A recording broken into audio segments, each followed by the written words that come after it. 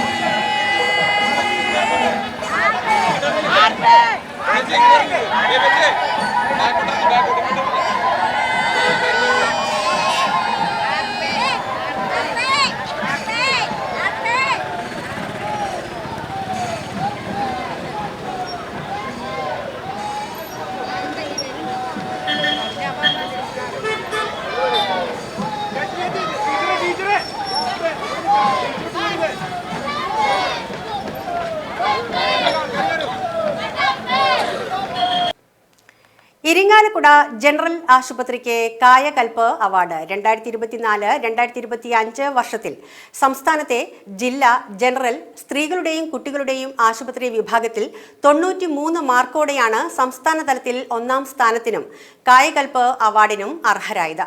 25 ലക്ഷം രൂപയും മൊമെന്റോയുമാണ് അവാർഡ്. സംസ്ഥാന തലത്തിൽ 96% മാർക്കോടെ കേരളത്തിലെ മികച്ച പരിസ്ഥിതി സൗഹൃദ ആശുപത്രിക്കുള്ള അവാർഡിനും ഇരിങ്ങാലക്കുട ജനറൽ ആശുപത്രി അർഹരായി. 95.49 മാർക്കോടെ MBFHI അവാർഡിനും 2022-2023 വർഷത്തെ കായകൽപ്പ് കമൻഡേഷൻ അവാർഡിനും ഇരിങ്ങാലക്കുട ജനറൽ ആശുപത്രി അർഹരായിട്ടുണ്ട്. ഒക്ടോബർ 29-ന് തിരുവനന്തപുരം ടാഗോർ തിയേറ്ററിൽ വെച്ച് നടന്ന ചടങ്ങിൽ സംസ്ഥാന ആരോഗ്യ വനിതാ ശിശുക്ഷേമ വകുപ്പ് മന്ത്രി വീണ ജോർജിൽ നിന്നും മുനിസിപ്പൽ ചെയർപേഴ്സൺ മേരിക്കുട്ടി ജോയ്, ആശുപത്രി സൂപ്രണ്ട് ഡോക്ടർ M. ശിവദാസ്, ജീവനക്കാർ എന്നിവർ ചേർന്ന് അവാർഡ് ഏറ്റുവാങ്ങി. ഓൺലൈനിൽ പാർട്ട് ടൈം ജോലി ചെയ്യിപ്പിച്ച് 11 ലക്ഷത്തിലധികം രൂപ തട്ടിയെടുത്ത കേസിലെ പ്രതിയെ പോലീസ് അറസ്റ്റ് ചെയ്തു. കണ്ണൂർ കതിരൂർ പുളിയോട് സ്വദേശി വിദ്യാവിഹാർ വീട്ടിൽ 39 വയസ്സുള്ള വിനീഷിനെയാണ് തൃശൂർ റൂറൽ ജില്ലാ പോലീസ് മേധാവി ബി കൃഷ്ണകുമാറിന്റെ നേതൃത്വത്തിലുള്ള പോലീസ് സംഘം അറസ്റ്റ് ചെയ്തത്. ഇരിങ്ങാലക്കുട അവിട്ടത്തൂർ സ്വദേശി ആദർശിനെ വാട്സാപ്പ് വഴി ബന്ധപ്പെട്ട് സ്വകാര്യ കമ്പനിയുടെ പേരിൽ ഹോട്ടലുകൾക്കും റെസ്റ്റോറന്റുകൾക്കും സ്റ്റാർ റേറ്റിംഗ് കൊടുക്കുന്ന ഓൺലൈൻ ജോലി ചെയ്താൽ പണം സമ്പാദിക്കാമെന്ന് വിശ്വസിപ്പിച്ചായിരുന്നു തട്ടിപ്പ്. ഇതിനായി ആദർശിന്റെ മൊബൈലിലേക്ക് മെസ്സേജുകൾ അയച്ചും പേയ്മെന്റിനായി ടെലിഗ്രാം അക്കൗണ്ട് അയച്ചു കൊടുത്തിരുന്നു. 2024 ജനുവരി 16 മുതൽ 21 വരെയുള്ള കാലയളവിൽ വിവിധ പ്രീപെയ്ഡ് ടാസ്കുകളും റിവ്യൂ ടാസ്കുകളും ചെയ്യിപ്പിച്ച് വിവിധ കാരണങ്ങൾ പറഞ്ഞ് പ്രതിയുടെ വിവിധ ബാങ്ക് അക്കൗണ്ടുകളിലേക്ക് 5,28,000 രൂപ അയപ്പിച്ച് തട്ടിപ്പ് നടത്തിയ സംഭവത്തിൽ തൃശൂർ റൂറൽ സൈബർ ക്രൈം പോലീസാണ് കേസെടുത്തത്. പരാതിക്കാരന് നഷ്ടപ്പെട്ട തുകയിൽ 58,000 രൂപ വിനീഷിന്റെ ബാങ്ക് അക്കൗണ്ടിലേക്ക് ക്രെഡിറ്റ് ആയതായി കണ്ടെത്തിയതിനെ തുടർന്നാണ് അറസ്റ്റ്. വിനീഷിന്റെ ബാങ്ക് അക്കൗണ്ടിൽ നിയമവിരുദ്ധമായി പണം വന്നിട്ടുള്ളതായി കണ്ടതിനെ തുടർന്ന് നടത്തിയ അന്വേഷണത്തിൽ വിവിധ സംസ്ഥാനങ്ങളിലായി 14 കേസുകൾ ഇയാൾക്കെതിരെ ഉള്ളതായി പോലീസ് പറഞ്ഞു. Cyber police station house officer Sujith PS, SI Justin KV, civil police officer Sreeyesh എന്നിവരാണ് അന്വേഷണ സംഘത്തിൽ ഉണ്ടായിരുന്നത്. വോട്ടർ പട്ടിക തീവ്ര പുനഃപരിശോധനയ്ക്ക് വിധേയമാക്കുന്ന കേന്ദ്ര തെരഞ്ഞെടുപ്പ് കമ്മീഷന്റെയും കേന്ദ്ര സർക്കാരിന്റെയും നീക്കങ്ങൾക്കെതിരെ LDF ടൗൺ ഈസ്റ്റ് ലോക്കൽ കമ്മിറ്റിയുടെ നേതൃത്വത്തിൽ പ്രതിഷേധ പ്രകടനവും പൊതുയോഗവും സംഘടിപ്പിച്ചു. BSNL പരിസരത്തു നിന്നും ആരംഭിച്ച പ്രകടനം നഗരം ചുറ്റി അയ്യങ്കാളി സ്ക്വയറിൽ സമാപിച്ചു. പൊതുയോഗം CPIM ഏരിയ കമ്മിറ്റി അംഗം TG ശങ്കരനാരായണൻ ഉദ്ഘാടനം ചെയ്തു. CPI മണ്ഡലം കമ്മിറ്റി അംഗം KS പ്രസാദ് അധ്യക്ഷത വഹിച്ച യോഗത്തിൽ doctor KP George, Benny Vincent, MV Wilson, Raju Palathingal, AT Varghese, Sreejith എന്നിവർ പ്രസംഗിച്ചു. നിങ്ങൾ നടത്തും പരിഷ്കാരങ്ങൾ സംഘപരിവാർ അജണ്ടകളെന്ന്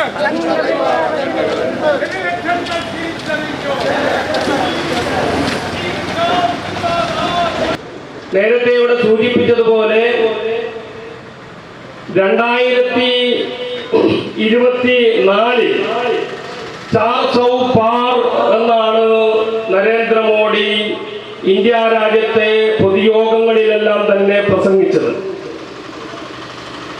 കേരളത്തിൽ വന്ന് ഇത്തവണ 400-ലധികം എന്ന് മലയാളത്തിൽ പറഞ്ഞപ്പോ ഇവിടത്തെ BJP-ക്കാരും അതിനെ അനുകൂലിക്കുന്നവരും NDA-ക്കാരും ഒക്കെ നല്ലവണ്ണം കൈയടിച്ച് കൂകി വിളിക്കുന്നുണ്ടായിരുന്നു. പക്ഷേ